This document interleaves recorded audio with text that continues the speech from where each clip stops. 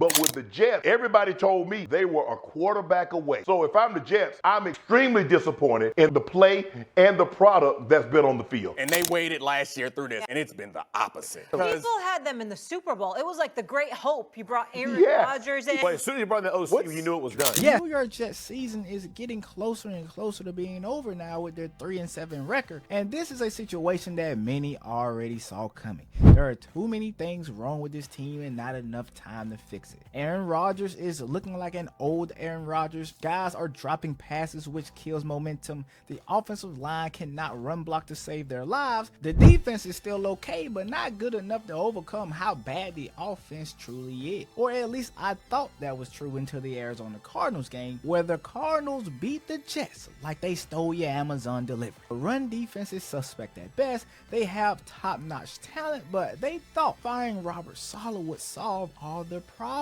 Under Saleh's leadership, the Jets were off to a 2-3 start, which is not that good. However, the defense was a bright spot, allowing a total of 1,279 yards over 5 games, and showed moments of resilience that kept the team competitive while the offense struggled. Before the season, many thought the Jets would be a playoff contender, but now it looks like they are another pretender, a team that will have another top 10 pick in this up-and-coming draft. The owner has given a certain player everything he wants, but I think it's slowly realizing that this is not the right move, because if you look at this team, it has gotten worse and worse. Under Robert Saleh, they were 2-3, and right now under Ulbrich, they are 1-4. Points per game are down from 18.6 to 16.8. Yards per game are the only category that improved under this switch in leadership to Ulbrich, going from 286 yards per game to a whopping 310. But every other category is worse. Third down success rate is down, red zone rate conversion is down, points allowed per game is up. They were allowing 17 points per game under Robert Saleh, now they're allowing 25.8. Yards allowed is also up, going from 255 yards allowed to a whopping 348 yards allowed per game. I bet Robert Saleh is sleeping good at night knowing he does not have to deal with this poorly run organization that let a 40-year-old quarterback determine their every move. The Jets thought that Aaron Rodgers would come there and be just like another quarterback who just pulled off a similar move. We all know him, we recognize him, Tom Brady. But I will say that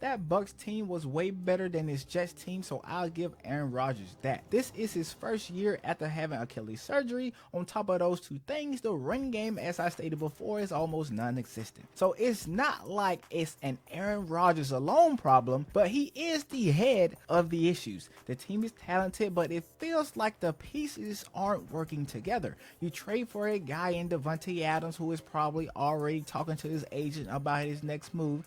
The man keeps wasting away his career trying to follow his homies everywhere they go, because every time he does this, it does not go according to plan. As we all remember, Aaron Rodgers was not sure about the future that he had in the NFL, so Davante Adams proceeded to go and follow his homie Derek Carr.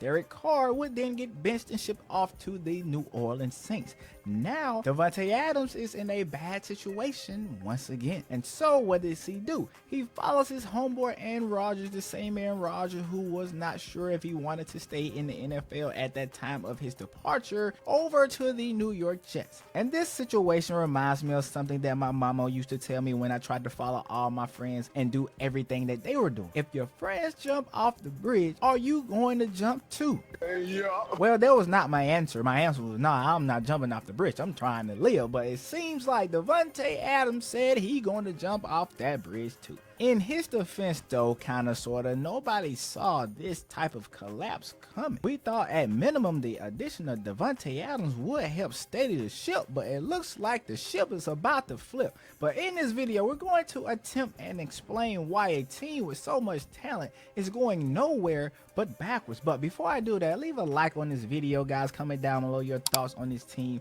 and tell me why they are just simply awful, and are you hopeful for the future of this organization? So Davante Adams has gone from one bad situation to the next. The Jets are now just as relevant in the NFL as their neighbor in New York, the New York Giants. At least the Giants fans have a hope, a little bit of hope, that in the future, maybe, just maybe, the future savior of the organization is in the NFL draft. The Jets are more than likely going to try to run it back with Aaron Rodgers and company, the same group, and hope for a different outcome next year. They probably will add some pieces in free agency and go from there. But in the unfortunate, sad, but ironic situation for Davante Adams, the Raiders are a whopping 2-7 right now, dead last in their division. The Jets are a whopping 3-7, tied with the Patriots for last in their division.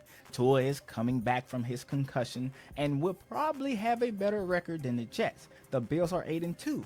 Nobody in that division is going to catch up to them unless something chaotic goes down. Davante Adams has been on record saying that he does not want to be a part of a rebuild. Well, this is not a rebuild with the Jets, but it's a replay, a remembrance, should I say a reiteration of the same type of situation that you tried to leave a bad team that isn't going to compete for anything right now. Maybe next year, but if not, I assume Davante Adams is going to be gone again. It has been a season filled with depression from fans all over, but how did a team with so many expectations find themselves getting beat each week? Well, bad preparation from the beginning of the season. Reports of Aaron Rodgers not getting rest with his wideouts, if true, is a horrible look. Looking at the numbers according to Fox Sports, the Jets are ranked 24th on offense, averaging 308 yards per game, missing mandatory minicamp. On top of that did not help. This team has no chemistry. No wonder why a Mike Williams can leave this team and finally get his first touchdown of the season in his first game with the Pittsburgh Steelers. The defense has regressed without Robert Saleh, who they tried to scapegoat, and as I stated earlier, this is all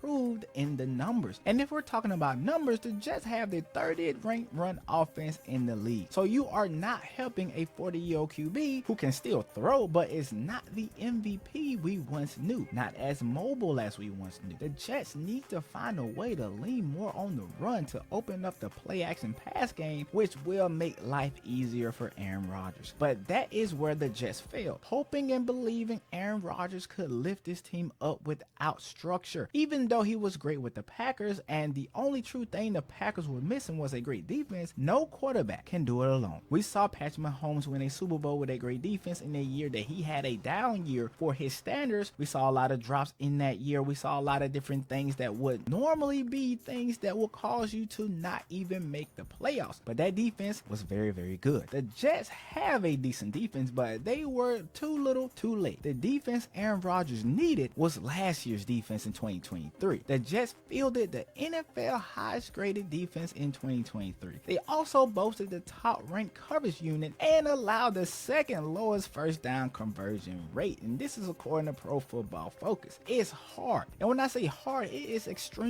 hard to maintain a level of greatness throughout a unit for an entire year, let alone multiple years in the NFL. And we are seeing it from this Jets team because the defense is simply not the same. Aaron Rodgers' Achilles injury may have cost the Jets that 1 year window to win a Super Bowl in the same fashion as Tom Brady. And with the way the year has been going, they will probably not keep interim head coach Jeff Ulbrich, because we have seen that the mastermind behind this entire operation, especially on the defensive side of the ball, was Robert Saleh. On top of that, they will probably find a new offensive coordinator and try again next year. Can the team improve next year? Maybe, just maybe. But at the same time, unless everyone, and I mean everyone, is actually all in on becoming an actual team, we're going to see the same thing then too.